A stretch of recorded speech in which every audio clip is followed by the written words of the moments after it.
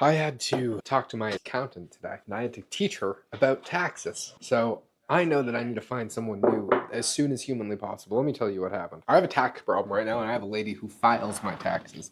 Problem is, I'm starting to make more money, and so I was wanting to invest in assets that reduce your taxes. And this is what every single wealthy person in the world does. Real estate is one of the highest tax deductible assets in the entire world. There's a bunch of other examples, oil, different farm stuff.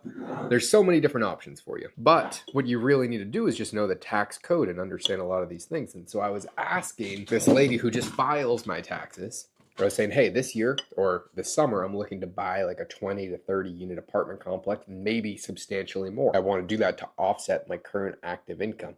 And she was saying all these things. And I said, yeah, but can't you just do a cost segregation, which is when you force, I mean, houses depreciate over, let's say, a 30-year time span, and it's different depending on what unit type you're buying, but you can force that 30 years of depreciation of all these things into the first year. And it's not 100% of the house, it's just you can force a lot of the long-term depreciation into year one. And that's just called a cost segregation. It's very, very common in real estate, and that's what all my friends do. Most of my friends have, well, a lot of fucking real estate, and they don't pay any taxes. So I'm fortunate enough to have friends that understand the law that I've talked to. But I talked to the lady who does my taxes about this is what my plan was, and she didn't even understand that. She'd never heard of a cost segregation before. And so I was teaching her about taxes. The same thing with billboards. Billboards are about to be 100% bonus depreciation year one. She had no clue what tax category billboards were in or anything else, or how I should be structuring my business from what entity perspective and how I should be doing that to maximize my, let's say,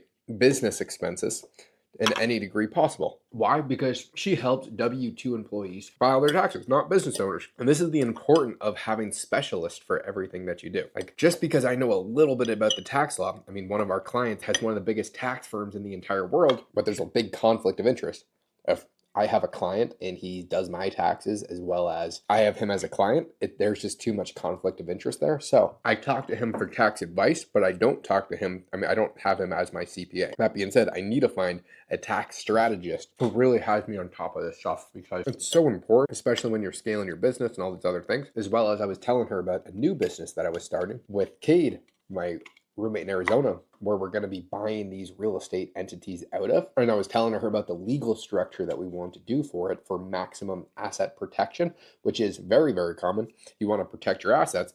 And she was basically telling me, yeah, but that costs a little bit of money and all these things. And I'm like, dude, we want to protect our assets. And you want to have all of this like umbrella shield policies to protect the assets that you have and have it under different like entity structures. So the bottom line is I went into this tax office looking for advice, but I ended up having to teach her about the tax stuff that I was already doing. It's not good. Not good at all. So if you're a young entrepreneur, you should really be figuring this shit out before you start to make a lot of money. You might say that's not necessary, and it's really not. If you make no money, this is not part of your concern. But if you're making a bit of money and you have a lot of expenses and you're continuously trying to grow, understanding the tax law and all these other things are just so ridiculously important because it doesn't matter how much money you make, it matters how much you keep. If I made $1 million but only took home 50,000 after all expenses, I'm actually just a fucking poor employee.